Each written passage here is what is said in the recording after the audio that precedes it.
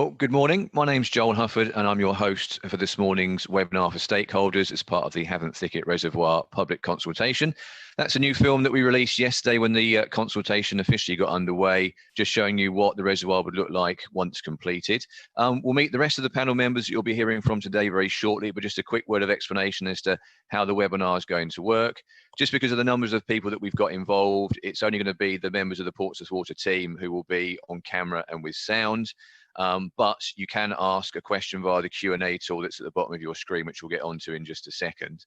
In terms of what you're going to find out about today, you can see on the slide in front of you, we'll talk about the reservoir, why it's needed in the first place, and in particular, the benefits it will have regionally and also locally for the environment, but as well for leisure, for local people, the new facilities that will be opening at the reservoir site in terms of a new visitor centre, an enhanced network of paths for walking, for cycling, for horse riders. We'll talk about the important issue of access to and from the reservoir. That's both during construction and in the longer term for visitors who are coming to enjoy the leisure facilities. And we'll also talk about aspects of the reservoir's design and its construction, and that includes the pipeline that will be used to get water from Bedhampton Springs up to the reservoir and back again to put it into supply when it's needed in due course.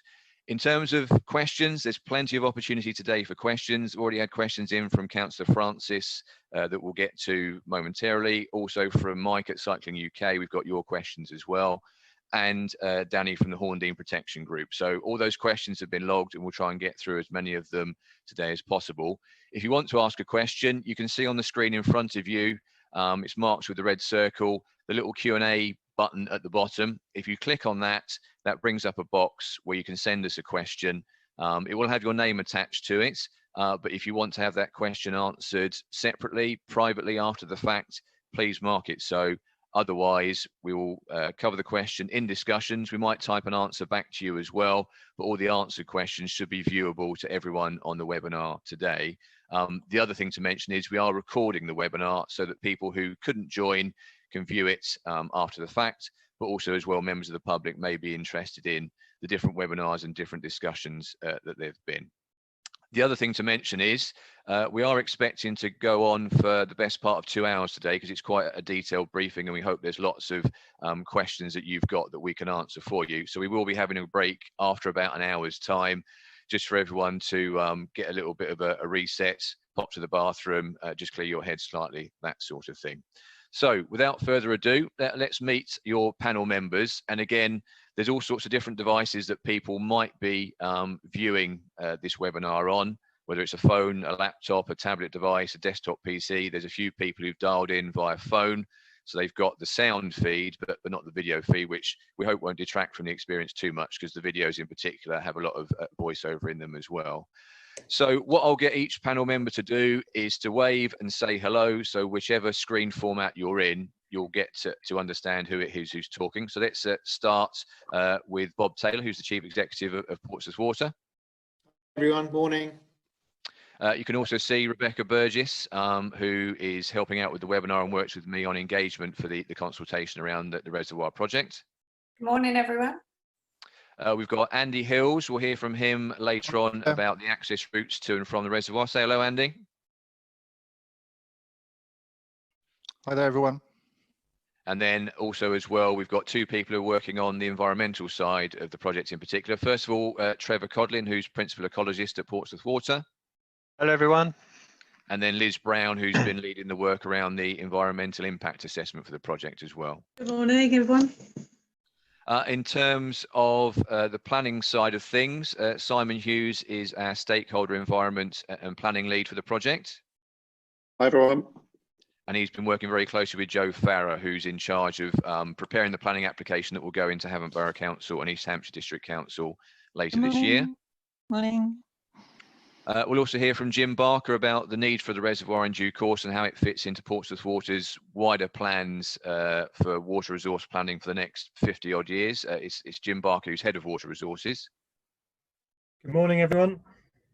And then we've also got Jamie Metcalf, who is looking after the leisure side of things in terms of everything outside of the visitor centre. Good morning, all. And then Kieran Dyer, who's our lead architect, who's been leading on the design for the visitor centre itself. Good morning, everyone. And then we've also got Bill Irvine, who's lead design engineer for the reservoir project. We'll hear from him in due course about the reservoirs, construction design and the pipeline as well. Hello, good morning. Righty ho. Okay, thanks to the panel members. We're going to kick off with a little bit of a discussion with Bob and Simon in particular. Bob, first of all, can you just outline for the attendees who've joined in, who represent a range of stakeholder types and groups, why is the project so important for our region and the local area as well? Thanks, Joe. Well, firstly, maybe I can just say welcome to everybody. Thanks very much for taking the trouble to join this webinar this morning. Hopefully you'll find it helpful and useful. We're trying to make it as user-friendly as possible, but at the same time giving you a very broad and in-depth view of the project. So I hope you will find all of that useful. It's a very important project for Portsmouth Water as a business, very important project for the region and very important project for the environment. So there are many dimensions. Perhaps if I can take the regional dimension, perhaps. I mean, the main reason for the reservoir is to enable Portsmouth Water to supply additional amounts over and above what we supply today to our neighbouring company, Southern Water, and that will enable them to take less water from a couple of their existing sources, chalk streams, the Itchen and the Test, because in order to protect the environment within the sources. So it's a really important kind of project from an environmental point of view, but there are other benefits as well. As far as Portsmouth Water is concerned, it's a big project for us as a company, but it's really great to be included in the sort of regional solution to water resources. Water resources is an ongoing challenge and issue in the southeast of the UK, as most of you will probably know, and we've been fortunate in having been well blessed with water resources ourselves historically. So and you'll hear more about that in due course. So it's really great that we can become part of a wider regional solution, as well as looking after our own customers. It's a big project for us as a business, but it's a really important project that plays to our community credentials. We're a relatively small water company. We're one of two city-centric water companies in the UK. The other one is Bristol. Only two of us left now, and we pride ourselves on our closeness to our local communities and the work that we do within those communities on top of our normal provision of water supplies. And frankly, the Havant Thicket Reservoir represents a fantastic community facility in terms of a place where people can enjoy the environment and enjoy nature, have quiet time and carry out exercise, horse riding, walking, running, all of those things, enjoy a visitor centre. And this is going to be an amazing community facility right in the heart of our area for our customers to enjoy. Obviously customers from other water companies as well, but particularly our customers, because it's on the doorstep. So, you know, it's a big project for us. It's a really important project for us. It's part of a long-term solution for Southern. That's the primary goal and objective here, to enable Southern to take less from chalk streams. So, you know, it's important from many, many perspectives. And Simon, if I could turn to you, people may be wondering, why is the consultation going ahead now when we've got the situation around coronavirus? We've obviously changed our approach to take account of that and make it as accessible as possible for people, perhaps even attract more people in, because it's there's a big online focus. But why does it need to go ahead still now? Yeah, thanks very much, Joel. And just before I answer that question, I just want to say thank you to everyone on the stakeholder panel. The panel's been running for over a decade now, and to get more than 30 of you dialing in to a call to join us sort of 10 years after, 12 years after the group was first initiated, I think is wonderful. So thank you so much, everyone, for not just dialing in today, but all the help and support and advice and guidance that you've given us over the last 10 to 12 years. It's been brilliant, and what we're showing you today is largely as a result of the fantastic help that you've given us to get us to this point. And so that's one of the reasons why in discussion with the local planning authority, we felt that it was appropriate to go ahead with the consultation, because this isn't a new story for folk out there. This isn't a sudden flash in the pan. We've been listening to yourselves and the community for a long time, and engaging with stakeholders as well. And as Bob said, there's an urgent need for this water. And you might look at the project and think, well, you know, it's a 10-year project. There's plenty of slack in that program to catch up if we have to delay for 6 months or so. There isn't really. This is a long project that has a number of phases that all need to slot in together. And so we felt that both the existing understanding and knowledge and support we've had from stakeholders in the community, and the urgent need to make progress with the project, and in discussion with the local planning authority about appropriate ways of making sure that people had an opportunity to contribute to it, we felt it was important to go ahead with this consultation.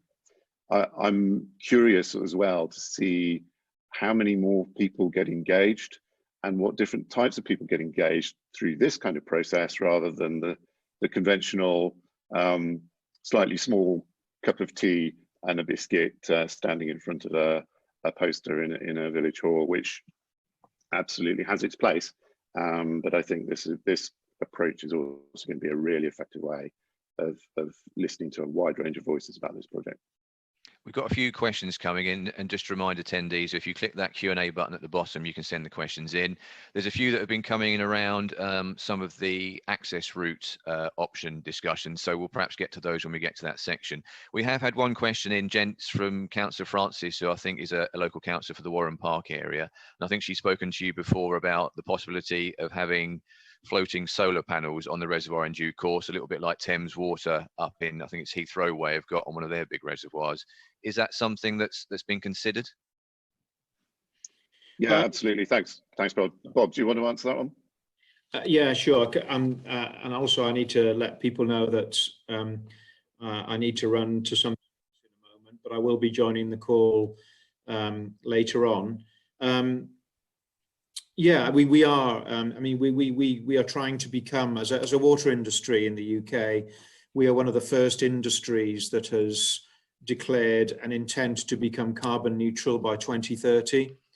So every water company is looking for opportunities to achieve that, and obviously green energy is one way of achieving that. And we are looking at a number of options at our various sites around our area at the moment, and that includes the opportunity of floating power, floating solar.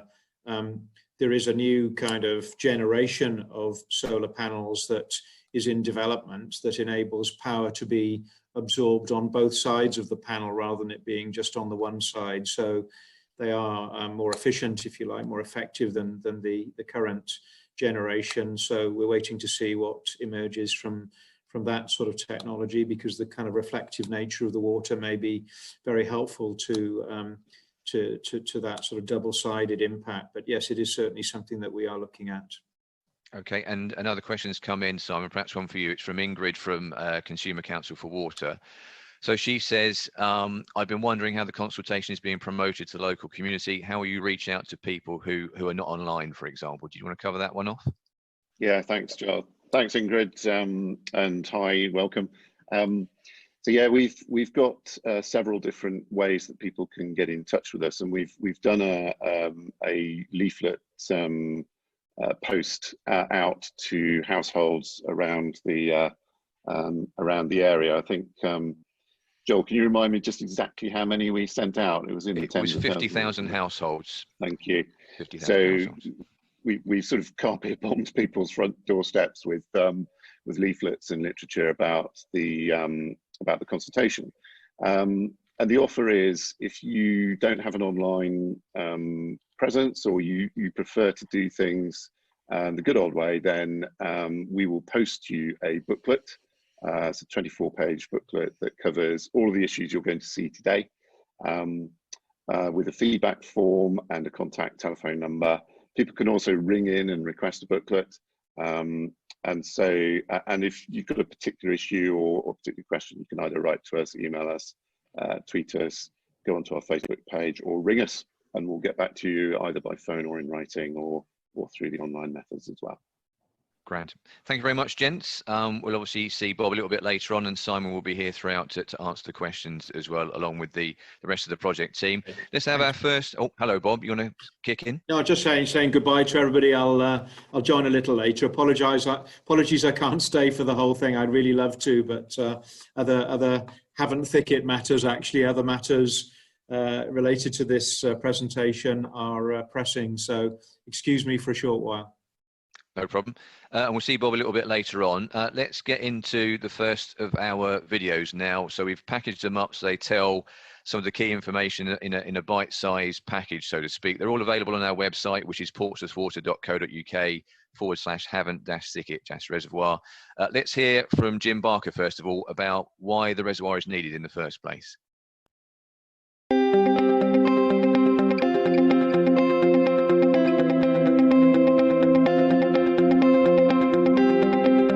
So I'm Jim Barker, I'm the Head of Water Resources for Portsmouth Water, and it's my job to make sure that there's enough water available to be treated to allow water to come out of everyone's taps for the next 100 years. Building a reservoir in Havant is one of the key parts of a regional water resources plan to make sure that water is available for the whole of the southeast going forward. Water companies are being asked to take less water from some sources we have available to us today, particularly from rivers, and that's in order to keep the rivers safe and healthy to protect wildlife. Plus, we need to find more water to combat the effects of climate change. We're seeing our weather patterns change, and of course we're seeing a growing population in the southeast. So all of that adds up to the water resources in the southeast being under a bit of pressure, and this reservoir will supply extra water into the system to relieve some of that pressure. In particular, Southern Water, our neighbours in Hampshire, are being asked to take less water from two world-renowned chalk streams, the rivers Test and Itchen. We in Portsmouth Water here, we get most of our water from the ground, from the chalk beneath our feet, and we have a series of underground springs that provide plentiful clean water to us. But as part of the southeast, we want to play our role. So in winter, much of our spring water actually flows out to sea. We don't capture it, and we don't treat it for drinking water because people are using less water in the winter. So what we're proposing with this reservoir is actually to capture the water that is lost to the sea from our springs, to put it in the reservoir over the winters, so it's available should we have a long, hot, dry summer and water resources become scarce. It's really also important to say that this isn't just about finding more water. Us as water companies, and particularly as Portsmouth Water, we're doing our bit to be more effective and efficient with the water we have. So our leakage levels, for instance, are currently at their lowest level we've ever had. It's really important that we don't waste water. We're also looking to talk to customers about using water wisely. So in this situation of more people, climate change, less water available, we all need to think, are we using water wisely? And to take simple steps that could possibly help us all use a little bit less. We've talked about the reservoir before. Plans for the reservoir, in fact, were first drawn up in 1964. But it was again in 2008 that we drew up the most recent plans, and at that point we shared those plans with our customers, with you guys, during a public consultation. At that point, the water situation wasn't quite as stressful as it is today, so it didn't go forward at that point, but we're bringing it forward now because the situation is more stressed than it was in 2008, and also the regional understanding of the water situation and our ability to move water around the region has improved, which makes the reservoir a lot more important to more people. So right now there's a shortfall of water across the southeast as a whole, and plans for the reservoir have been included in Portsmouth Water and Southern Water's long-term water resource plans as a way of looking to close some of that shortfall.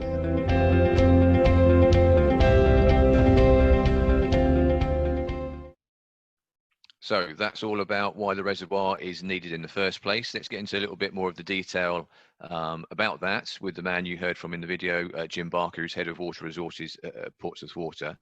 And Jim, in the run-up to the consultation and since we launched it, there's been a lot of questions on the Havant Thicket Reservoir Facebook page. Some of the ones we've been getting in via phone and post as well about, I've lived in the area for quite some time. I've heard about this several times. Is it really going to happen on this occasion? And what's the answer to that in short? So yes, it is. I mean, as you heard from the video, Joel, Portsmouth Water has owned the land for a long time, and we first drew the plans for the current kind of shape and size of the reservoir in 2008. So why is it going to happen this time? Well, actually, a couple of things have changed since 2008. One is the government now require all water companies to plan for a 1 in 200 year drought. So that's worse than the worst droughts on record. So back in 2008, in the previous water resource plans, we were planning for like a 1976 scenario, which was about a 1 in 80 year drought. So the government has required all water companies to be more robust in their planning. So that obviously requires us to have more water ourselves and Southern to have more water available for those dry conditions. And what we've also seen is in 2008, the changes to the abstraction licenses on the rivers Test and Itchin were kind of mooted by the Environment Agency, and now those changes have been made. So actually, Southern's licenses have been changed, and they are looking very real deficit. So they need real water to compensate for that. And I guess it's worth stressing that the project is something that's getting a lot of attention from the rest of the water sector, from regulators, from government, because it's a new way of doing things. It's an asset that will be built and operated by Portsmouth Water, but for a need that's over in the southern water supply area just to the west. So it's unusual for the water sector where that's not happened before. You're right, it's unusual today, and this is probably the first reservoir that's been built in the country since the 70s, really. But looking forward, so we're part of a regional planning group of companies. So the Water Resources in the Southeast group is 6 companies who plan for the Southeast. And we're actually looking at more schemes like this. So the reservoir is kind of groundbreaking in terms of how water resources might be supplied going forward into the future. And also as well, it's important to stress, you mentioned it in the film, the reservoir is just one of a whole raft of measures to make sure, as you put it at the start of your video, that in 100 years' time, when people turn on the taps, there's going to be water coming out of it for them to drink and use. The reservoir is just one of a whole range of measures that Portsmouth and other companies across the region are looking at to make sure we've got those supplies, no matter what the population growth, no matter what the weather conditions. Absolutely, absolutely. Everyone needs to do their bit to understand how they can use water wisely. So this isn't about wholesale changes to lifestyles or anything, but it is about being conscious of how much water everyone uses, personally. It's also about us as a water company being as efficient and effective as we can. So our leakage performance is particularly good at the moment. We're also reducing our process losses, the water we lose as we treat water through the process. So we all have a part to play, because the population is growing in the southeast, and the climate is changing, and water resources, there is no new water available to us. So we've got to make the most of what's available. We've had a question in, so just remind people, if you click on the Q&A tool, you can drop a question into us at any point. If we can answer it straight away, we will. There's a few come in around the access route discussion, which we'll get to a little bit later on in the webinar, but do keep the questions coming in. And Jim, there's one that's come in from Daniel, I think, who's from the Horndean Protection Group, and I know he's got a major interest in sustainability. He talks about desalination and how that fits in with water resource planning, given that we've got a greater focus on renewable energy that traditionally has been one of the key factors in desalination, the energy costs. If you've got renewable energy, it makes that equation stack up better. Yeah, absolutely, and it's a great point to raise, Daniel. Thank you. We're looking at all the options. So water resource kind of planning never stops. So we're now currently looking at pulling our planning together for 2024, and as part of water resources in the southeast, that planning will actually look out to the 2100 horizon. So we're looking all the way out to 2100 for our water resource needs, and desalination is absolutely part of that. So it takes a long time to understand the cost benefit. If you look at some of the use of desalination in the Middle East and other countries who've invested in it, actually the technology is getting more and more robust, and actually it is getting slightly more energy efficient, but there are a lot of technical hurdles to overcome. So it is absolutely in the mix for our next water resource plan as a region, but right now the problem is there for us to solve, and the reservoir is the option to do that in the short to medium term. Okay, many thanks to Jim. So that's the need for the reservoir covered off. Keep your questions coming in via the Q&A tool at the bottom of your screen. If there's any questions we don't get to today, we will come back to you and answer them after the fact. And we're also answering questions that we get in from anyone via the public consultation, so that if they've got any queries, they can have them answered straight away, and they can then respond to the consultation by completing our feedback survey, whether that's the hard copy we can send to them or the online survey which we set up on our website, which you can access via portsmouthwater.co.uk/Havant-Thicket-Reservoir. Right, let's learn a little bit around the reservoir itself now, and let's hear from Bill Irvine, the lead design engineer for the project.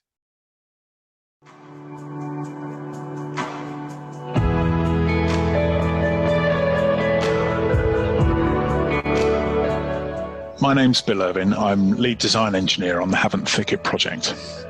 My role on the project is to coordinate all of the design elements across the project, including the reservoir itself, the pipeline, the pumping station, and downstream treatment works and connections into the network, providing water across the Southern Waters region. The proposed site for the reservoir has been owned by Portsmouth Water since 1965 and covers 160 hectares. It sits next to Rowlands Castle and Lee Park and is bordered to the north by Forestry England woodland at Havant Thicket, and Staunton Country Park lies to the south, which is owned by Hampshire County Council. The area is currently grassland and open space with areas of trees. The site has been chosen as perfect place for a reservoir because it sits in a valley on clay soils, which provides a natural seal for water. This means we'll be able to dig and shape the reservoir, predominantly using the existing material on the site. The reservoir would fill the majority of the site and will be up to 18 metres deep in places, and it will be about 1 mile long from east to west and half a mile wide from north to south. The water will be contained by a sloping embankment, which will run along 3 sides of the reservoir and up to 20 metres high in places, with a new wetland habitat area created along its northern edge. The embankment will be mainly constructed from clay, soils excavated on site, but we will need to bring some material to site for drainage and for the internal lining.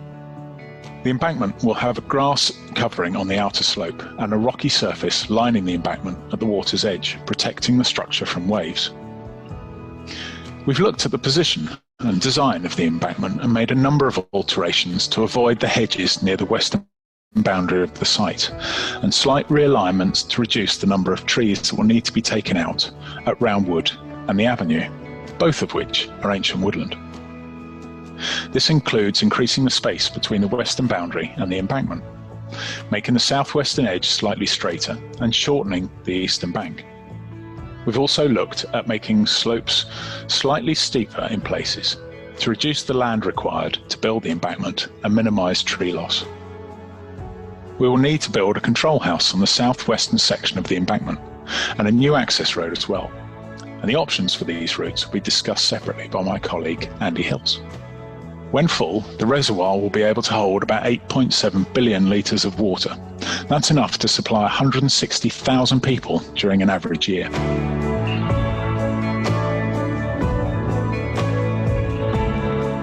It will take 9 years to plan, build and fill the reservoir. Everything is scheduled to be complete and the reservoir full of water and open to the public by 2029. We're aiming to have achieved planning permission to enable us to start on site with enabling works through to 2023, creating the access road, preparing the site and diverting footpaths. From 2023, we can then commence construction of the embankment and reservoir itself, digging out the clay and building the reservoir. We'll also be laying the pipeline to transfer water from the pumping station at Bedhampton up to the reservoir itself. From 2027, we can start to construct the amenity provisions on site, including new pathways, a visitor centre and facilities. All works should be finished by 2029.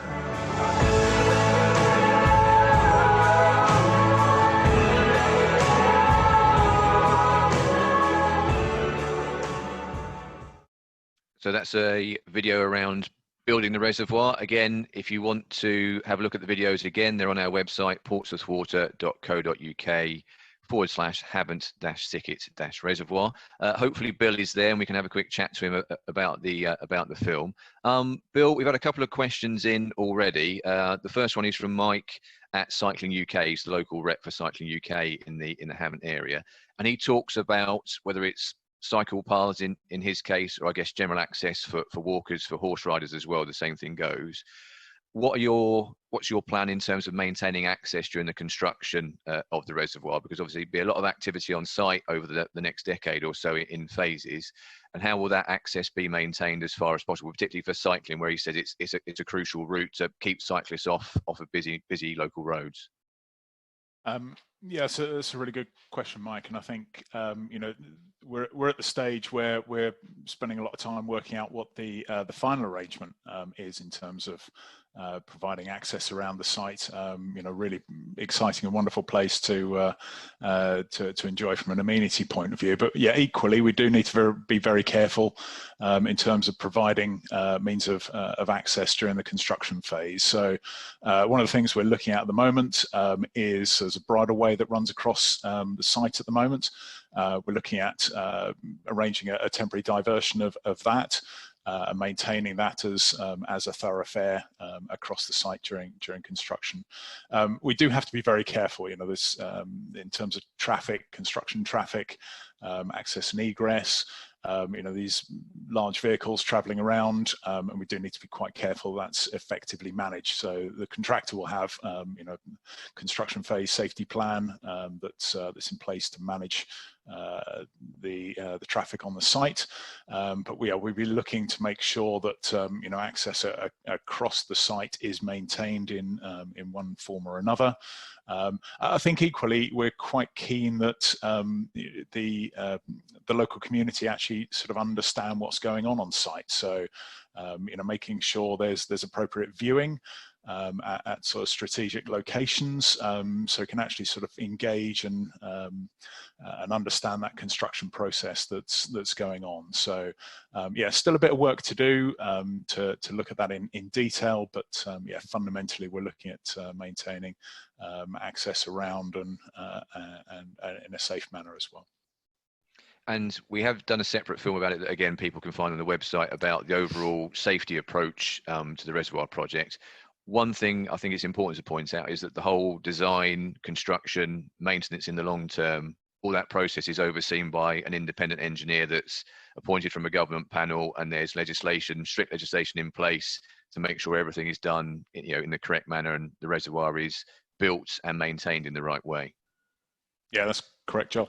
So yeah, fundamentally the embankment structure is covered by the Reservoirs Act 1975. So that provides a sort of strict framework around which we undertake the design, the construction, and the oversight of that and final certification to demonstrate that it's a safe structure. And then once it's constructed, as you say, there's appropriate sort of maintenance and inspection regimes that the Act also covers that Portsmouth will make sure is in place, and any recommendations and activities that are required to maintain its safety are duly managed effectively. Okay, I've got a question that's come in from Councillor Francis again. If people want to use the Q&A tool at the bottom of your screen, just press on that and it'll allow you to ask a question. And Beryl asks, this is one for you, Bill, perhaps Jim as well. And I think she's talking about when the reservoir is built and water's being taken to go into it, and also when it's operating. Will the streams in southern Havant, such as the Hermitage and the Limbourne, still flow freely? So I guess Beryl's just wondering about the impact on those watercourses from the project overall. Sure. That's a good question, Beryl. So I suppose fundamentally the reservoir is, as Jim explained, storing water that usually runs out to the sea from Bedhampton Springs during the winter. So it's those excess flows that would normally just run into the harbour that are pumped up. Obviously, the reservoir sits within the landscape, and the embankment will run across some of the streams that run across the site. Relatively speaking, that is quite a small catchment, but we do need to make sure that the flows are able to continue. So the Environment Agency provides control and sort of framework under which that we need to manage those flows. So there's an arrangement called a compensation flow that is agreed with the Environment Agency, and then Portsmouth manages that the control of water out of the reservoir site. In terms of the Hermitage stream and Limbourne as well, yeah, fundamentally, you know, the performance of those streams won't be affected by the reservoir at all. Okay, Jim, have you got anything to add to that? It was just about the impact of the reservoir on local water courses like the Hermitage stream and the Limbourne as well. Yeah, I was just going to mention the point Bill made in the end there, which was the Environment Agency gives us abstraction permits which we have to follow, which protects the base flow in all those streams. So you won't actually see a difference in the flow regime in those streams at all from the reservoir. We're taking the excess water in the winter into the reservoir, so you shouldn't see a difference in flow. Okay, that's great. We've had a few more questions come in, a few more about the access route discussion, which we'll get to in just a second when we get to that section of the webinar in a little while. Also got a question about rare species in the avenue on the site as well, and perhaps we'll answer that after we've heard from our colleagues who've been working on the reservoir and the environmental benefits it will have both locally and further afield. Let's first of all hear from Trevor Collins.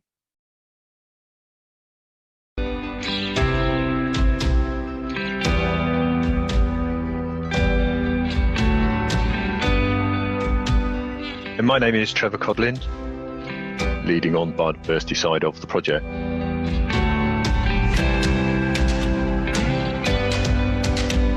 We have always maintained that this is an environmentally led project, and although the habitats on site will change quite dramatically, we are committed to delivering something really special to replace what is already there. We have been surveying the site since 2005, so we have a good understanding of the ecology of the site. We've recorded 13 species of bat, we've got reptiles on the site, breeding birds, and also dormice. And our mitigation and compensation strategy involves doing some quite significant enhancements to the Forestry England site to the north, which is Havant Thicket, and also doing some enhancements to the south in areas of land that we own. One of the key things that we want to deliver, and this is a really exciting bit of the project for me, is the delivery of a new wetland. The plan is to have an area of wetland along the northern edge of the reservoir.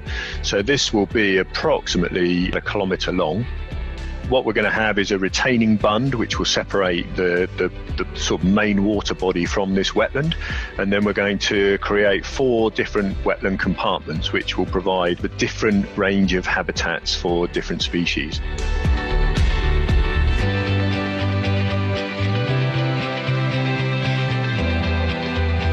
There are 4 areas of woodland on the site. We've looked at various options as to how we might save those areas of woodland, because through the consultation process with our partners, which include Forestry England, Natural England, Environment Agency, and the Hampshire Isle of Wight Wildlife Trust, we talked about whether or not it'd be possible to provide 3 or 2 smaller reservoirs rather than 1 large water body, and try and save the avenue. But unfortunately, there are 2 reasons why that can't happen. One is the best clay is located underneath the avenue, and the second is that if you did that, you then end up in a situation where you don't have enough water to address the needs for the future, for water supply for the future.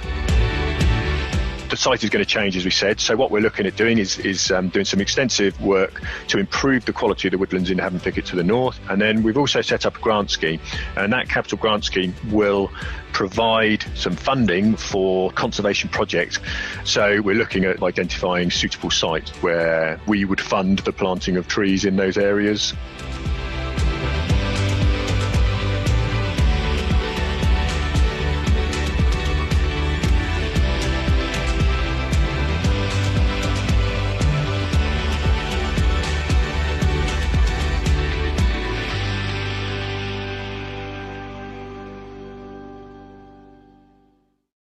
just to reiterate those details you saw on the screen there a moment ago, there's lots of ways that people can get in touch with us, whether it's via online web means, so they can go to the website portsmouthwater.co.uk/Havant-Thicket-Reservoir. But they can also write to us at Portsmouth Water's headquarters in Havant as well and drop us a line. They can email to head.office@portsmouthwater.co.uk, and there's even a phone line where we've got an answer machine that will pick up messages from people. We can call them back, and that's 02392 449084. That's 02392 449084, and that's a special dedicated line just for the consultation, so it's different from Portsmouth Water's main customer service number.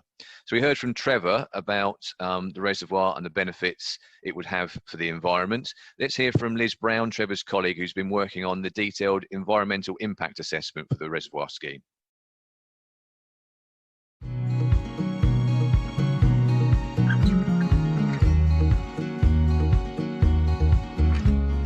Hello, I'm Liz Brown. I'm the Havant Thicket Reservoir Project's Environmental Assessment and Design Lead. Havant Thicket Reservoir is going to create a valuable new wetland, woodland, parkland habitats, a visitor centre with parking facilities and a network of trails and paths. We have to take into consideration the impacts of any construction on the surrounding environment. So what we've been doing is we've been carrying out an environmental impact assessment for the scheme. This assessment identifies the environmental effects of the project and develops mitigation to avoid, reduce or offset these environmental effects. The assessment approach, our methodologies, have all been discussed and agreed with the local authority, East Hampshire District Council and Havant Borough Council. The environmental assessment includes inputs from a number of environmental topics. These include air quality, biodiversity, historic environment, landscape and changes in view, noise and vibration, population and health, transport and water, and that's in relation to water quality, water resources and flood risk. We've undertaken a number of surveys and studies. Most importantly, Portsmouth Water anticipated that a lot of survey work in terms of biodiversity would need to be done. But this means that surveys have been undertaken recently and reported on in terms of European protected species, but other habitats as well. In addition, we've done a ground investigation, which is informing the assessments about ground conditions and the amount of material that might be generated on site, which can be used during construction. And we've also been doing traffic surveys to ascertain traffic numbers in the local areas to inform our assessment. The advantage of having this baseline information means that we have up-to-date current information, and then we can then consider the changes that might happen as a result of the project.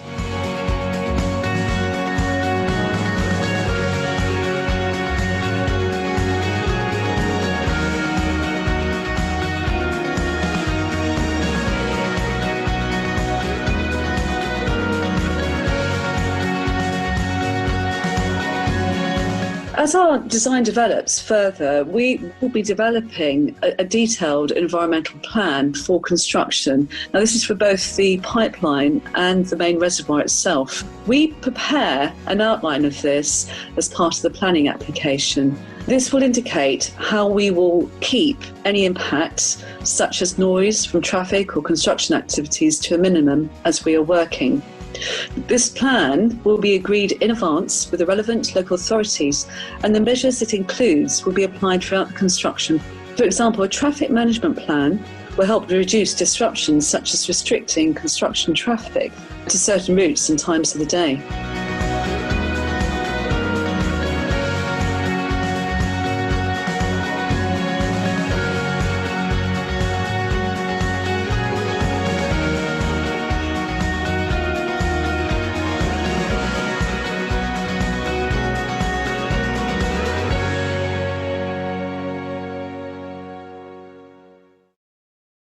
So that's the focus of the reservoir project on the environment. Let's talk to Trevor and Liz, who you both heard from in those videos. Trevor, if I can start with you, there's a question that's come in from John Davis, I think it is. It talks about, obviously, the wildlife that's on the site already. Has any rare species along the avenue, which was that strip of woodland that people could see on that map was in your video there, has that been relocated before the ancient trees and habitat are cut down when construction starts?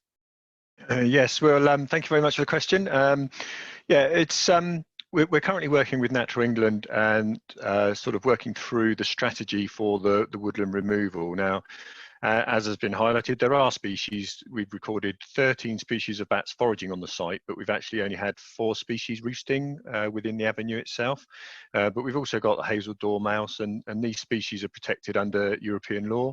We've also got breeding birds in the habitat. So the removal of not just the woodlands, because the woodlands only account for about 14 hectares of the site. We've got 130 hectares of grassland to cover as well. So that will all be removed in a phased approach, so that have the least impact on the wildlife that is present. We will, of course, have to get appropriate licenses in place, and that's why we're working very closely with Natural England on the phasing and the timing of when the woodlands and the other habitats will be removed. Now, there's been a lot of debate with, climate emergency being declared by governments around the world around projects being net zero in terms of their carbon outputs, and there's new rules and regulations coming in around that. I've had a question in from Danny from the Horndean Protection Group around, for example, net zero carbon, when obviously there'll be some loss of well-established woodlands. There are 3,000 trees that have already been planted to establish new woodlands, to create new habitat, and to obviously offset the trees that will be going. But can you just talk a bit about how you take those calculations into account in terms of the project overall, whether it's construction, whether it's its life cycle, is net zero carbon in the long term? Yeah, I mean, those calculations will be worked up with Liz and her team through the environmental impact assessment. But if I could just sort of really focus on the trees, and yes, there will be the loss of these trees on the site. So we've already planted around about 3,000 trees in 2 areas of woodland, one in the extreme west of the site, southwest of the site, and one in the east of the site. And we got agreement from Natural England to do that planting early, so that by the time the avenue particularly is removed, that those trees will already have established. We're also exploring options with other landowners, and we are anticipating doing some significant tree planting. I mean, at the moment we haven't finalised the detail, but it could be upwards of sort of over 50 hectares of woodland planting in the local area. So we're taking those sort of things seriously, and certainly sort of looking to ensure that we can be net carbon if possible. And Liz, did you want to pick up on that point about the net zero carbon goal for any project? We're considering all of that actually in our environmental impact assessment. We're working as part of the environment team, but we have a sustainability team on board, and we work as one project team working on that. So we're trying to develop optimum solutions all the way through. But in effect, all these issues that are being raised, all the questions that are being asked now, help us hone into those aspects that we need to consider as well, highlighting the issues of concern. It's a moving feast, isn't it? Because recent legislation's come out, been published, and has definitely raised the bar for us. Now, Danny from the Horndean Protection Group has given us some quite detailed questions. We'll get back to him on separately. But just in general terms, he's asked about what's the plan around mitigating any impacts in terms of air pollution, wildlife disturbance during construction. Equally, he's talked about is somebody looking at the overall impact of development in the area around the reservoir, so not just the reservoir itself, but for example other developments like land east of Horndean. There's a lot of talk about new housing going in there. Is that something that you take account of? Is that something the local planning authority look at the big picture on, or is it a combination of the two? Well, it's a combination of the two, but let's start talking about cumulative first. I think Trevor will talk about protected species during construction. I'll talk about air quality, if that's okay. In terms of cumulative effects, we have a separate section in the environmental impact assessment on cumulative and in combination effects. And that's a requirement of the 2017 environmental impact assessment regulations. And we have an agreed list of development which satisfy various tiers of requirements and criteria from Havant and East Hants councils to inform that to inform that process. So it's very transparent. And in the same way, our traffic modelling also pick up those developments as well. We continue in terms of sort of future modelling of traffic. If there is uncertainties, we then link up with the local highway authority and discuss the parameters and assumptions that we can make. In terms of air quality, I mentioned in the video that there's an environmental management plan, a detailed one that we produced as part of the construction process, that there will be a management plan submitted as part of the planning application, and that picks up on all the mitigation measures during construction and operation that for each environmental topic, and that includes air quality. So for example, air quality measures will include things like really minimising dust. That's a key requirement, particularly on a major earthworks project, making sure that dust is not an issue for local residents on local roads. So that requires mitigation measures to be put in place, like spraying or actually covering over vehicles. But also in terms of emissions, we have to make sure that standing vehicles don't leave engines running. There's a whole list of standard measures that we develop under the Environment Act of 1990. Yeah. Trevor, do you want to talk about how we protect the species during and manage them during construction? Yeah, so as I think I mentioned earlier, so that there will be some, the removal of the habitats will have to be phased, and it will have to be timed so that it has the least impact on the species that are present. So for example, removing trees, if they've got bat potential, then you wouldn't remove those during the summer or the winter, where there could be bats hibernating. Removing also breeding birds, you wouldn't do anything during the summer months when there are birds that are nesting. So obviously that is a little way off yet, but we're already working through this strategy and presenting that to Natural England on how we would deal with that. So, there will be a team of people on site that will be sort of investigating trees. So for example, any tree that has a medium or high bat roost potential will be climbed, and we'll be using endoscopes to have a look inside the holes to see if there's anything in there, any evidence. Once a tree's sort of considered to be free, then it would be removed. The scrub habitats would be phased and be removed outside of the nesting bird habitat. So, it's complicated because it's such a big site and there's so many different habitats and so many different species. But we're taking it very seriously, and we're doing some sort of quite detailed planning on this. Yeah, and I guess, Liz, the overall point to stress is we're at the consultation stage. So precisely, this is the moment where we show the world what we've been doing. People can feed back on it, we can get scrutiny, we can get challenge, and then that all gets factored in when the application goes in later in the year. And then again, there's another consultation process there that is standard for any planning application, where people can see the detail of what's in your environmental impact assessment, and they can comment on it then, and there's a further process pending approval. That's right, but we have used the environmental impact assessment to inform the design, and those three words as part of the mitigation hierarchy that I mentioned in the video, avoid, minimise, remedy, offset, compensate, are the keywords, sort of mantra that we've been working to, and therefore we've been working very hard with the design team to come up with the optimum solution. So yes, we are considering impacts, but also all the benefits and all the opportunities that this project is bringing as well.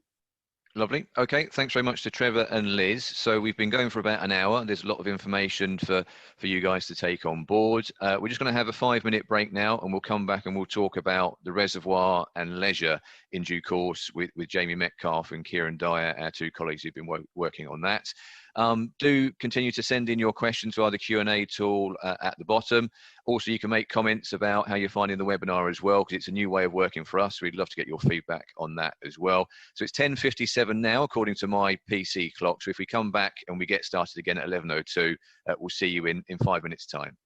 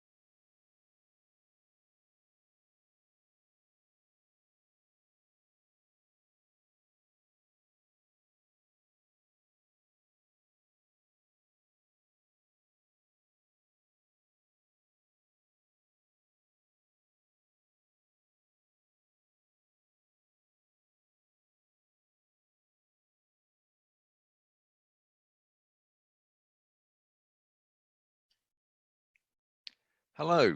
So welcome back from the break. We're midway through this stakeholder webinar as part of Portsmouth Water's consultation on the Havant Thicket Reservoir project. So far we've heard about the need for the reservoir, we've heard about the environmental benefits that the reservoir would deliver, and we've also heard a bit about the reservoir construction itself.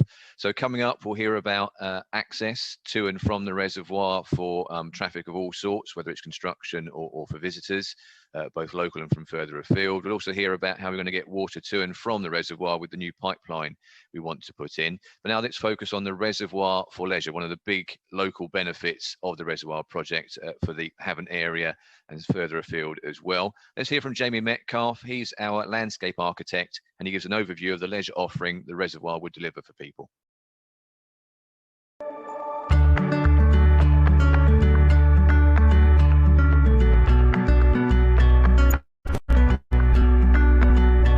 I'm Jamie Metcalf, and I'm the Havant Thicket landscape architect. I am tasked with designing the external spaces at Havant Thicket in order to create somewhere special for everyone to use. For the local people, Havant Thicket Reservoir will create an exciting new leisure facility and wildlife conservation area for local communities on their doorstep. We want to provide a place for people of all ages to stay healthy, learn more about water and nature, and to get together as a community. We also want to support local wildlife to thrive. So we've worked closely with the local community to understand people's views and develop proposals that reflect these. We're also working closely with our neighbours at Staunton Country Park and Forestry England's Havant Thicket site to make sure our plans work together and support each other. This is our overall plan, which is shaping our proposals. It includes a new wetland habitat on the reservoir's northern edge that's discussed in detail in our video on the reservoir and the environment. Our plan also includes a visitor centre with cafe, shop, community and education spaces, parking facilities, play and picnic areas, and a network of trails for walkers, cyclists and horse riders. So on the site, the visitor centre will be set in the landscaped area, with parking, play areas and picnic sites connecting visitors with the wetland and the surrounding woodland. A wetland boardwalk will run from outside the visitor centre to the nearby bird hide. This will be amongst reeds next to the water, which will encourage visitors to get closer to wildlife on the site and learn more about it. A network of nature trails will lead from the centre for walkers, joggers, cyclists and horse riders. The plan is to replace the existing bridleway with a 5-kilometre circuit around the site with access points for people living nearby. A shorter 1-kilometre trail through the woodland will provide an alternative for visitors who want to stay closer to the cafe and car park. Benches, bins, viewing areas and information boards will also be located all around the reservoir. We've been working closely with local councils, environmental groups and other companies who manage similar sites to explore ways to create a great place for visitors, as well as a peaceful home for the wildlife. We've also been talking to local communities, walking groups and cycling and horse riding representatives to understand all your needs. We plan to provide parking for just under 200 cars in the northwest corner next to the visitor centre. There will also be an extra 75 spaces in an overflow car park with occasional use. We want the car park to have a natural feel with native trees and shrubs and paths leading to the woodland. This will also make it easier for wildlife to travel through the car park area. The car parking will also include spaces for staff, disabled visitors and coaches, as well as cycle racks, and near the time we'll look at how many electric charging points we'll need. The overall parking space numbers are based on the amount of people we expect to drive to the site.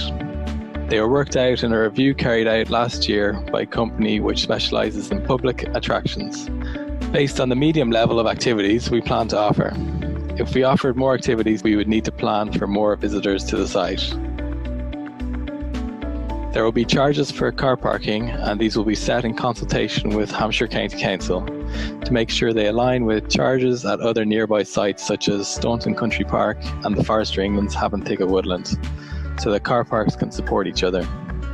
We'll be encouraging as many visitors as possible to leave their cars at home and walk and cycle to the reservoir, as well as make use of local transport like buses and trains. We want to work with local authorities and travel companies to integrate the reservoir into the local public transport network.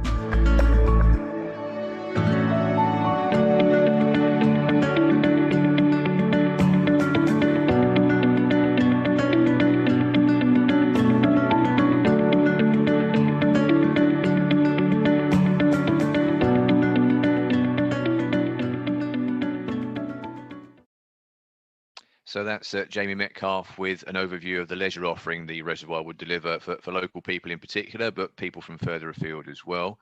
We'll talk about the visitor centre in just a sec, but just a reminder, if you can spread the word for us about the consultation getting underway, encouraging people to find out more and have their say. The main thing to signpost people to is our website, portsmouthwater.co.uk/Havant-Thicket-Reservoir, or just Google Havant Thicket Reservoir and that website will pop up. And as we said, if people want to get in touch via phone or by post, or they can contact us and we can send them a printed copy of the consultation booklet with all the information that's on the website sort of summarized in there, plus a feedback form as well, we can do that as well. So if you could signpost that to your colleagues, people in your network of contacts, your friends and your family, that would be absolutely fantastic to do that. It's worth saying as well, we're doing webinars for members of the public as well. They start on Saturday. I think it's Saturday at 2 o'clock is our first one.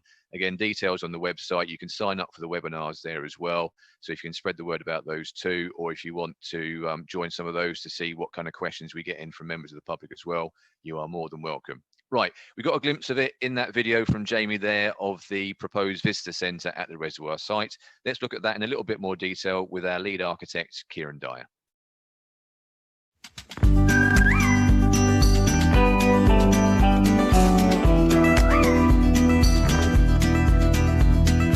I'm Kieran Dyer. I'm the architectural lead for the Havant Thicket Reservoir project, and my main remit is to look after the buildings that are part of the reservoir development, mainly the visitor centre and the public realm. The visitor centre is such an exciting part of the overall scheme. Really, it's going to be the public face, the touch points that the public are going to come and see about the reservoir and the development. It has to blend into the natural landscape of the reservoir and the wetlands. We're looking to maintain that rural character, particularly for the use of sort of natural materials to connect people with water. So we're looking at a waterfront location for the visitor centre to really provide that experience and connection for visitors. So the visitor centre is going to have several facilities, the key one being the reception area where visitors will be able to get information about the water, wildlife and activities that's happening around the whole reservoir. There will also be a large open plan cafe which will have panoramic windows which will give you views across to the wetlands and the different habitats. There's going to be an external terrace as well, which will be just off the cafe. That will have some overflow for another 50 people. There's also going to be a small little shop which will sell local products and artwork. There's also going to be an education and community space. You know, it's going to be a nice flexible area with a separate outdoor space, cloakroom and toilets as well. And really we need to provide sufficient space for staff and volunteers, so there's going to be an office and break room for them as well. The visitor centre has to be designed for a broad range of people. We're looking at accessible users, dog walkers, cyclists, runners, family groups and community groups. So really the visitor centre has to suit all their needs, and that's our challenge. We'll work up the plans to the outline planning permission.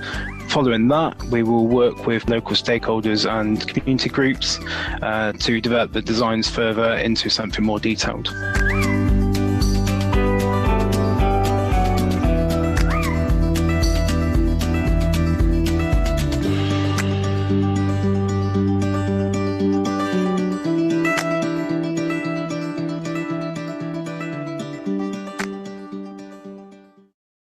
So that's a bit about the visitor centre from Kieran. We'll speak to Jamie and Kieran in further detail in just a sec.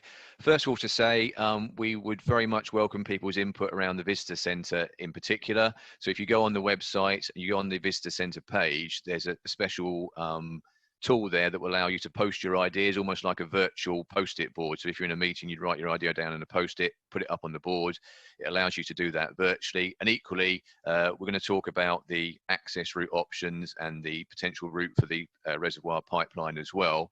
on the website, there's a map of those routes, which you can zoom into down to property level. And again, you can mark a comment on there with a little pin marker virtually and make your comment about those particular things as well. So let's talk to Jamie and to Kieran. Jamie, if I can begin with you. We've had a question in about the calculations around visitor numbers and parking. So can you just talk a bit about the science behind how the facilities have been scaled to a certain number of visitors based on people's feedback, and then from that how the parking spaces have been worked out? Because I think there's concern about the number of vehicles that will be coming to the site and traffic, which we can talk to Andy about in due course. But I guess parking is another issue that people worry. Is the parking going to be big enough for the number of people that will be coming to the reservoir potentially? Hey Joel, yes, thank you for your question.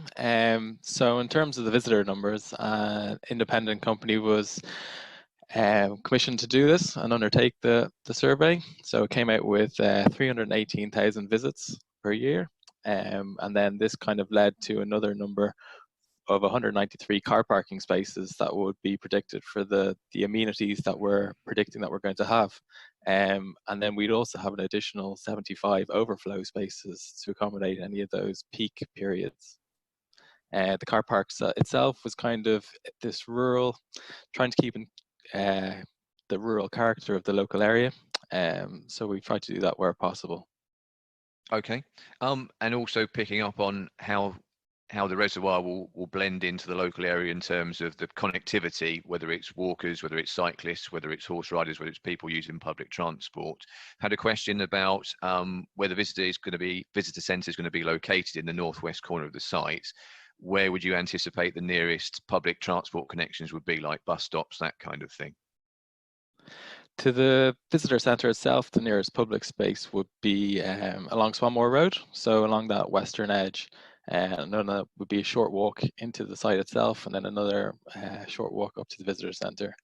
We'll also be providing coach parking within the car park itself for those schools that want to come in as well.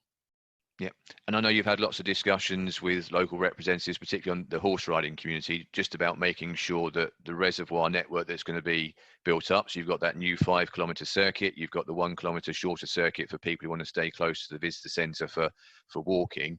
That all blends in easily and seamlessly with the existing network, so that people can almost use the reservoir as a nice cut-through route rather than perhaps going on main roads if they're a cyclist or a horse rider. Yeah, absolutely. The exciting thing about this project is that we're trying to preserve the kind of rural character and the unique setting of this project. So what we're trying to offer for all the visitors themselves is a variety of different landscapes throughout the reservoir. So you'll experience the reservoir, you'll experience wetlands, woodlands, bits of grassland as well. So we're trying to get a nice diversity for everyone to experience. Okay, and if I can turn to Kieran now. Kieran, I think a lot of people, the glimpse they've got, the artist's impression of the design of the visitor centre has captured a lot of people's imagination, really brings things to life. And looking at that schematic of what's going to be going on there with the cafe, with the reception area, with the community education space for local schools, for local groups to use, there's going to be a lot going on in that building. So it's quite a lot to design into a relatively small footprint building. Yeah, it is, and I'm really hoping that the visitor centre becomes the heart of the whole scheme, and it is something for the community to use and to really make the most of. Yeah. Okay, I've had a question in from Ingrid again from Consumer Council for Water. She says visitor centre looks amazing, and she mentions that there's facilities volunteers in there. Is there any thoughts on who's going to have management responsibility for the centre? Would it be a team of volunteers getting involved in it? Would it be something that's managed, overall by Portsmouth Water, but with the local community getting involved much more? It's probably good if Simon joins in on this one. There he is. Hi, Kieran. Hi. Thanks, Ingrid. Good question. And thanks, Joel. So yeah, what we're looking at the moment is a 3-way partnership between Portsmouth Water, Hampshire County Council, who runs Staunton Country Park, as you know, and Forestry England. And they would be the three main landowners on site and in the neighbouring area. and also bring a whole range of different skills to the party. So Hampshire County Council got a really brilliant reputation for running visitor experiences across the county. Loads of experience to call on, and loads of learning and capability there. Forestry England have got fantastic capability and an understanding of management of those sorts of environments that we're going to be creating, but also managing people's access to that in a way which is safe for people entering it and also protects the environment in the woodland area. So, some fantastic skills that they bring as well.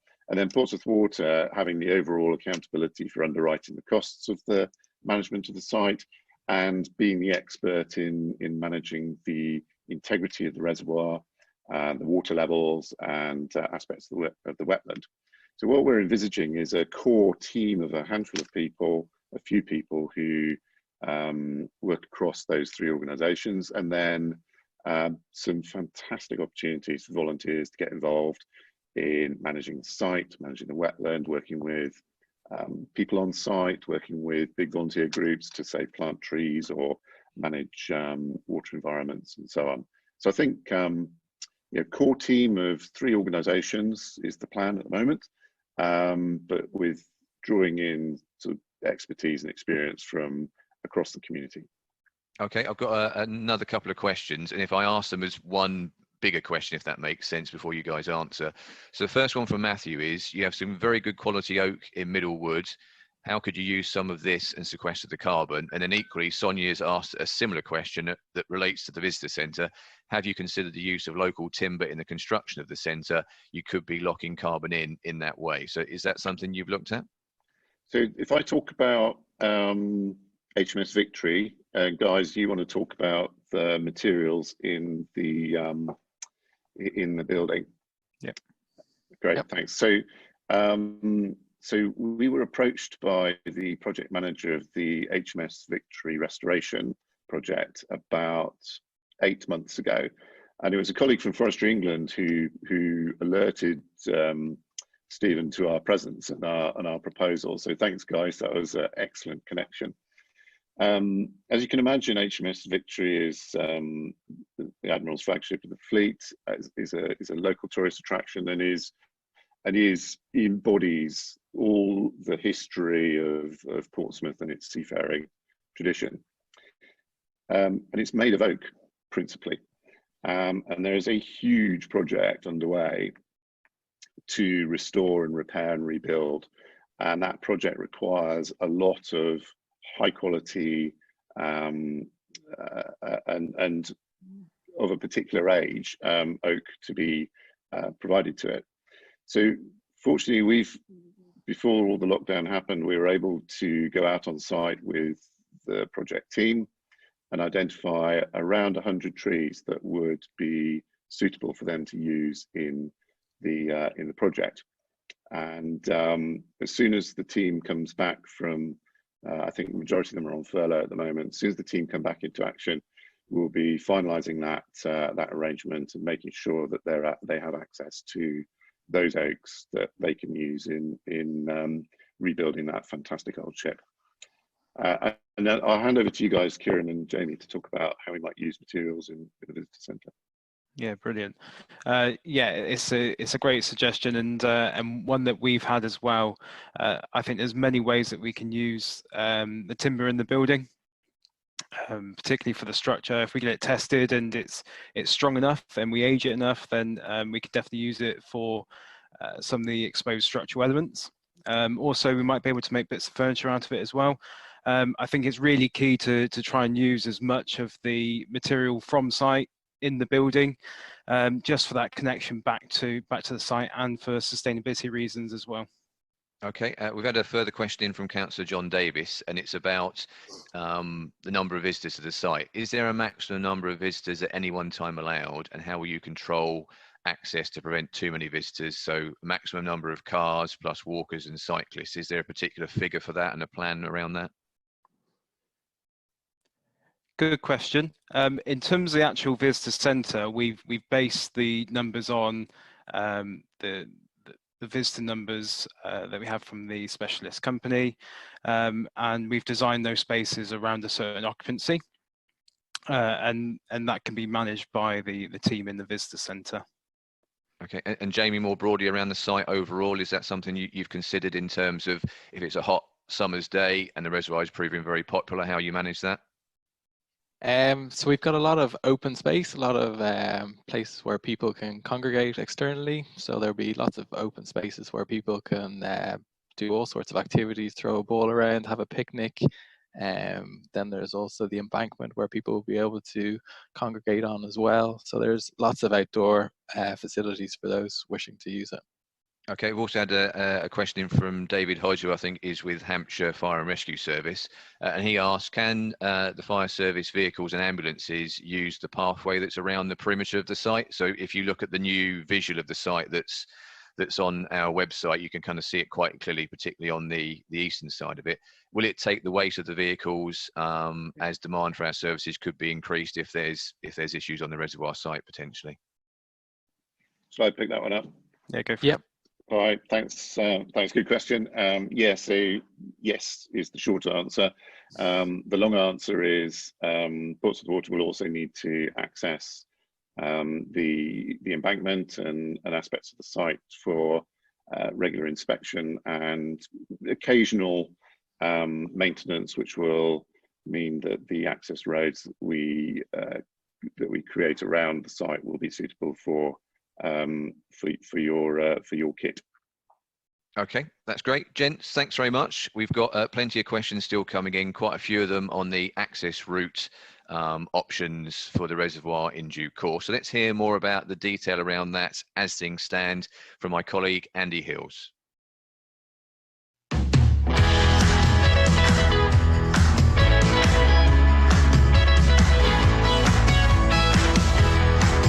Hello, my name's Andy Hills. I'm the senior engineer on the reservoir project who's been leading work on the options for the access route to and from the site. We need to create a public road for vehicles to get in and out of the reservoir site. That's both whilst the reservoir is being built and when it opens to the public. Options for the access road were last looked at back in 2006 to 2008. Since then, the local area has changed, so we think it's important to look at all the options again. There's more development to the southwest of the site, and there's planning permission for a residential and mixed-use development just to the north of the site. These and other plans for development mean there are new challenges and opportunities to consider. We've carried out another review of all the options and we'll continue to review and develop new ones. Each option was assessed in terms of impact on the environment, engineering and construction, and how it fits into the overall aims of the project. Our review has shown that there are now 2 potential access points to the reservoir, from the north and from the south.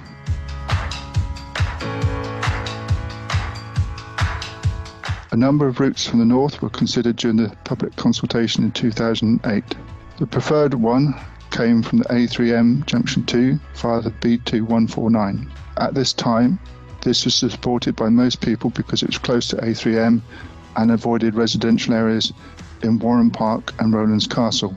From the B2149, 200 metres new access track will be needed through Woodland, and then the road would continue on an existing forestry inland track in Havant Thicket to reach the reservoir. There were and still are concerns about the impact of more traffic on the B2149. As we've studied the reservoir in more detail over the past few months, we've been able to make changes to the design of the embankment, and this has created more space on the southwest side of the site. This has enabled a southern option to be developed. We can now build the embankment, a southern access route, and a separate path for walkers, cyclists, and others. This means we can create an access point from the south, either instead of or in addition to a northern one. This access point would come off Swanmore Road and follow a new road on the site along the west side of the reservoir and up to the car park and visitor centre. We're considering what routes may be available for construction, vehicles and visitors to reach this access point, whilst creating as little impact on the local roads as possible. We're continuing to develop and assess these 2 access options and are having ongoing conversation with landowners on the routes and the Highway Authority to see what is possible. We think this is an important time to hear your views and those of local councillors, environmental groups and other interested organisations. So please let us know what you think. We could even consider developing 2 access points, one from the north and the south.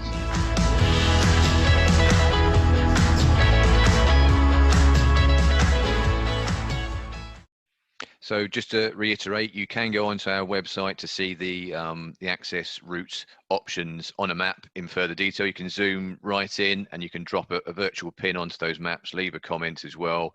And it is one of the aspects that's captured in our feedback survey. So whether people fill in a hard copy of that or an online survey as well, they can give their views on that. Andy Hills, who you heard from in the video, is with me. And Andy, we've had a few questions that have come in from quite early on about the access route options. Couple from local councillors to begin with. First of all, John Davis, who came to our stakeholder group meeting back in February, and he talked about the concerns there were back then around the access route option that would run along the top of the Warren, which I think he means Swanmore Drive. We were worried about the safety aspect of this with so many cars, increasing the possibility of accidents, especially during school holidays. Maximum road traffic at a time when more children are out and about, walking, cycling, dog walking, etc.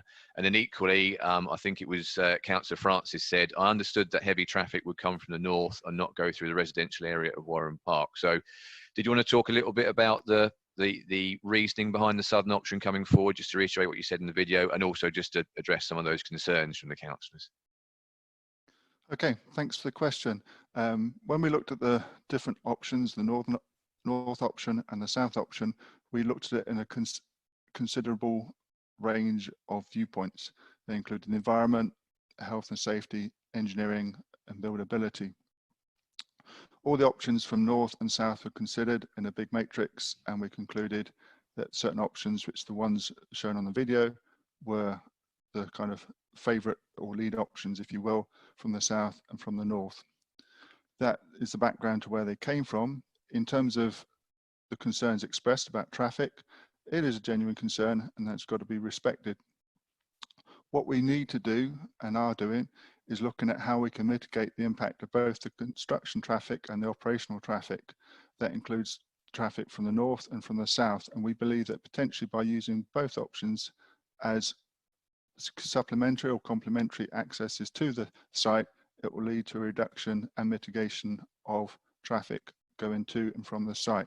In terms of the more direct concerns raised on Swanmore Road and Coleshop Road, there are a series of existing traffic calming measures to the south on Swanmore Road, and we would look to have discussions with the local highway authority, Hampshire County Council, to investigate further mitigation measures to control the speed of traffic.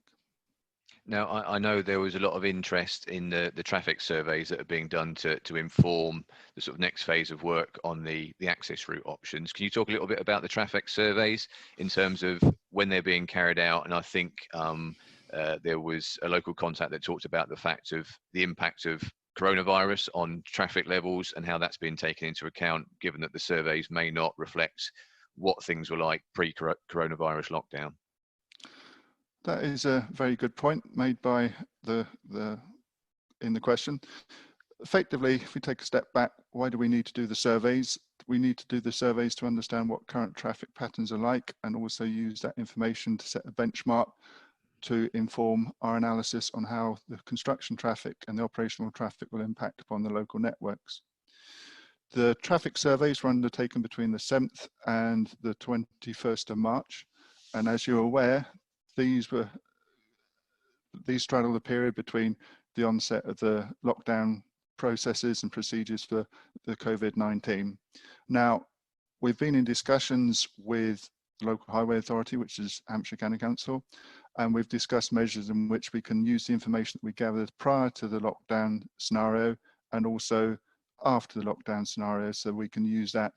And we'll be looking to use information from Hampshire County Council on other counts that have undertaken for other projects in the area to look at the proportionality and be able to use that in our approach to assess figures that were taken post-COVID-19.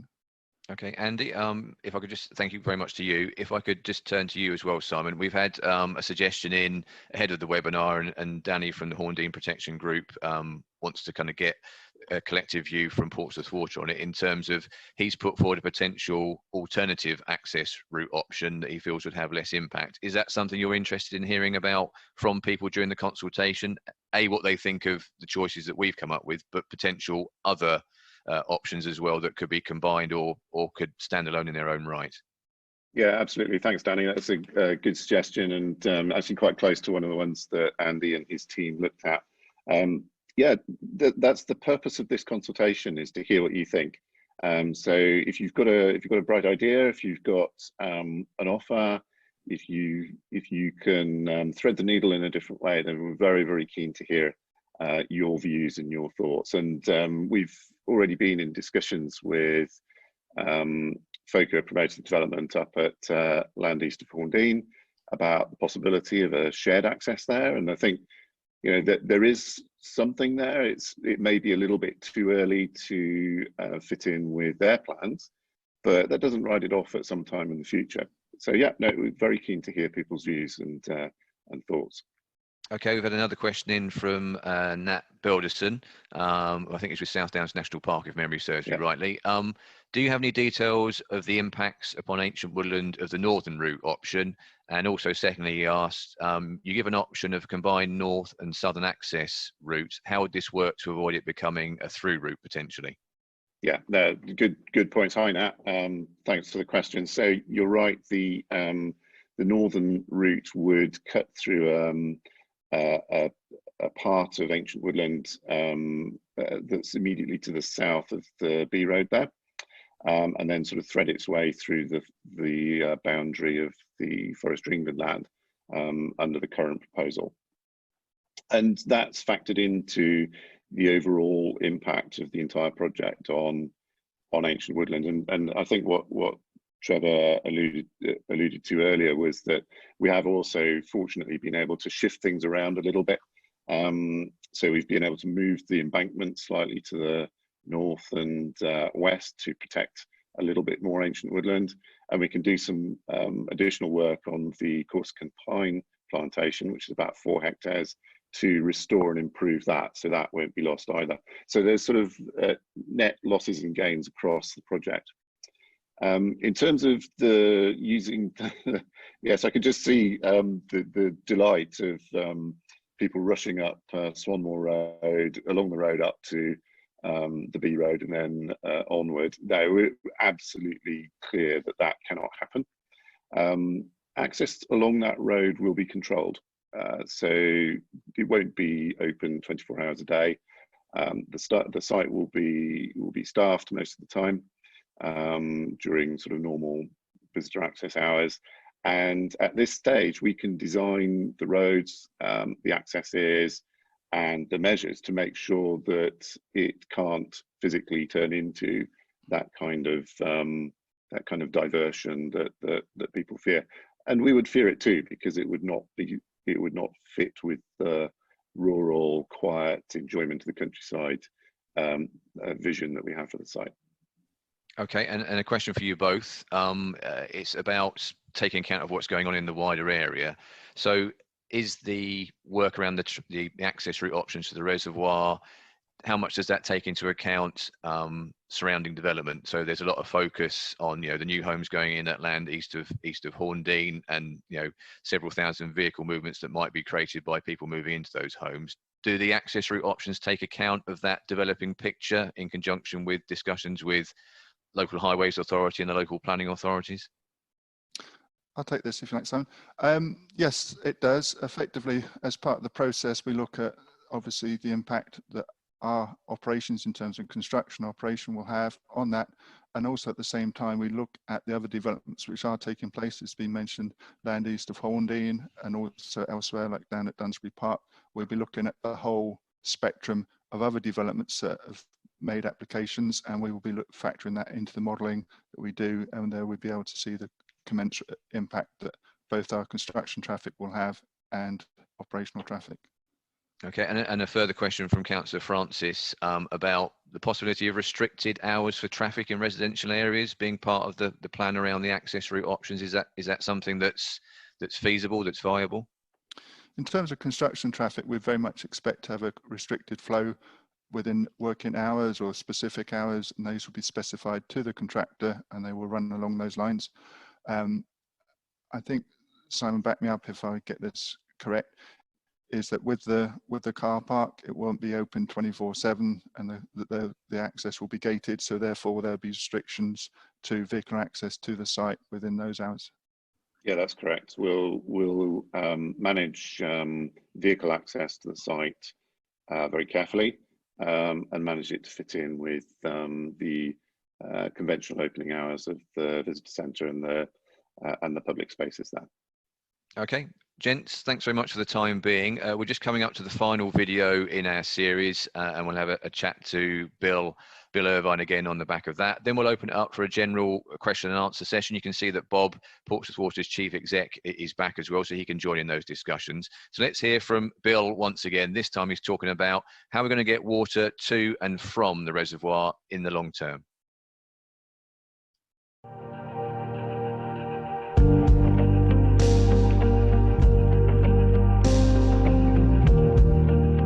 Hello, my name's Bill Irvine. I'm lead design engineer on the Havant Thicket project. My role on the project is to coordinate all of the design elements across the project, including the reservoir itself, the pipeline, the pumping station, and downstream treatment works and connections into the network, providing water across to Southern Waters region. So a new pipeline is needed to transfer the water from Bedhampton Springs to fill the reservoir in the winter and draw it off to treat and supply when it's needed in the summer. The pipeline could also be used to steadily draw off water into the Hms stream in the rare event we needed to empty the reservoir. During the 2008 consultation on the reservoir project, there was support for the pipeline route that followed the Riders Lane and Hms stream corridors. This would be installed by digging trenches with small sections of underground pipes to pass under the railway and pipes and services, for example, gas pipes, sewers, and electricity and phone cables. We're now looking in more detail at how we would build along this route and the disruption that might be caused while we do it. We've also taken the opportunity to look at best available construction techniques, some of which have developed since we last looked at the scheme in 2008. So, to make sure we choose the right approach, we're looking at our options again in more detail. These include different routes and construction techniques, and we're carefully considering each one in relation to the following aspects: the engineering involved and how difficult it would be to build, disruption to the local community and traffic, the health, safety and well-being of the people building the pipeline and maintaining it in the future, environmental effects and sustainability, and the overall cost. It will take 9 years to plan, build and fill the reservoir and pipeline, with everything scheduled to be complete and fill the reservoir full of water and open to the public by 2029. The pipeline itself will be constructed between 2023 and 2026.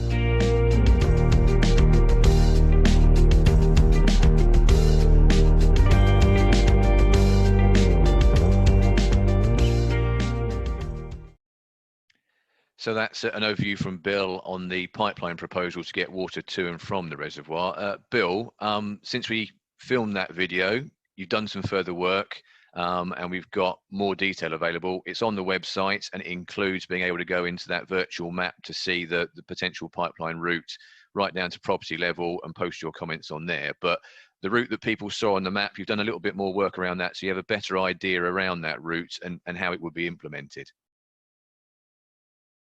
Yeah, that's correct, Joel. So it is a fairly complex route, sort of following all the way from Bedhampton Springs, the pumping station, crossing the railway just at that point, and then sort of winding its way up alongside the Hms stream, crossing the stream itself, crossing Riders Lane stream as well, and then following its way all the way up to the reservoir site. It does run down some residential streets, and I think, looking at, obviously the impact of that, these are large pipes that we'll be installing.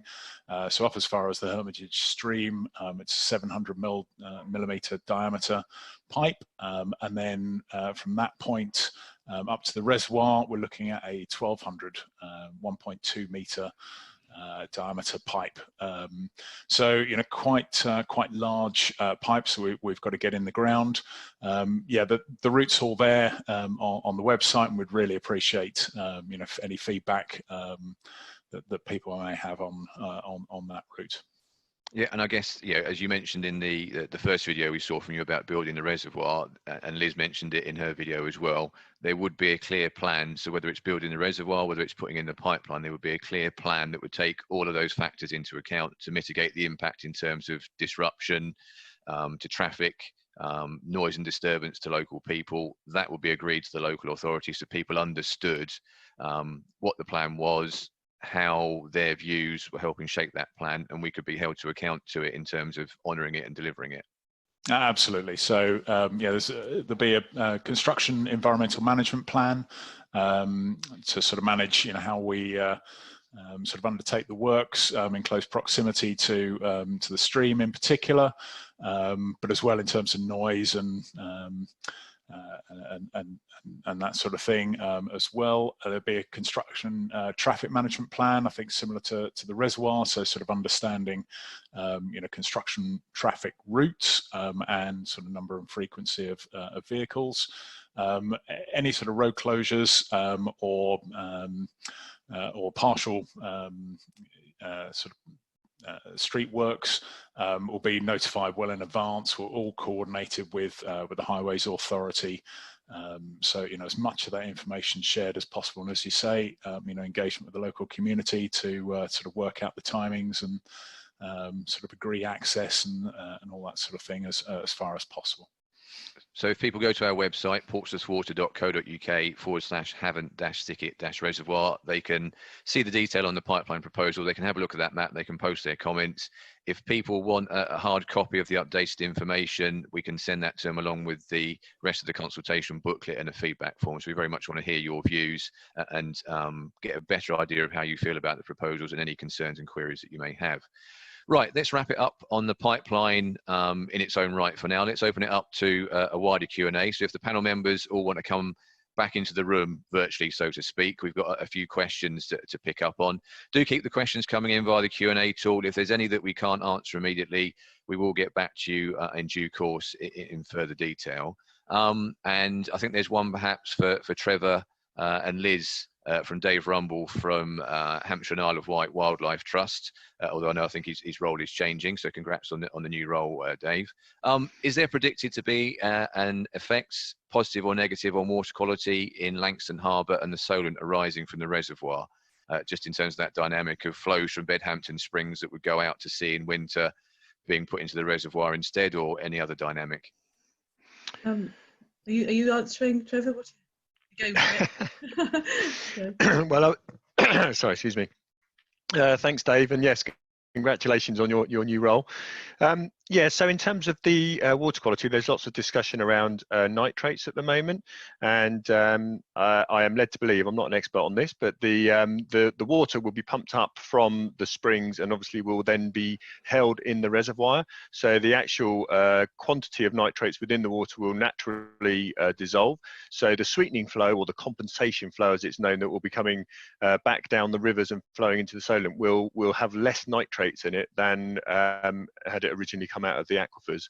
So from that point of view, it will be a benefit for the Solent.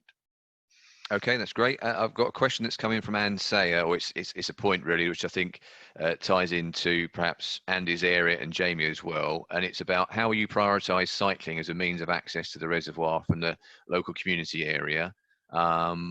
to really work, this needs to link into local paths and be incorporated into existing routes and enhance those local routes, for example, by enabling people to access from local stations. Having tried to access Forestry Commission sites and Hampshire County Council sites by cycle, this isn't easy and it's not been done well.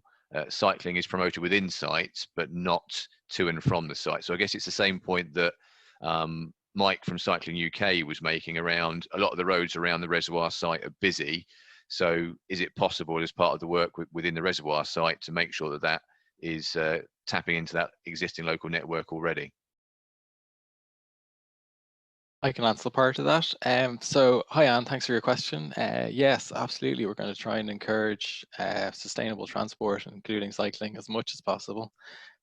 So we have that existing bridleway that runs through the site, which we're trying to look to just change the route essentially. So going from straight across, we're going to have now a circular route which will be tapping into both the western and eastern sides. So this will still be there once we've completed. Okay, and just to stress, if you guys out there, thanks very much for taking, best part of 2 hours out of your day to join us for this, and do give us your feedback via the website or via a hard copy of the feedback form if that's what you want.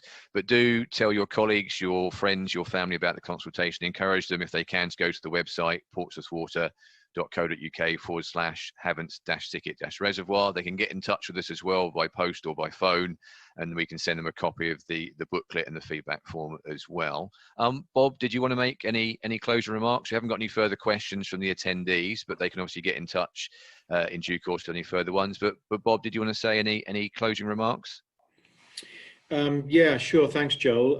Well, firstly, to apologise for not being around for most of the discussion today, but hopefully you've been able to get the answers that you've needed from the panel that we've assembled. So thanks to all of you panel for helping out again today and taking all of the questions.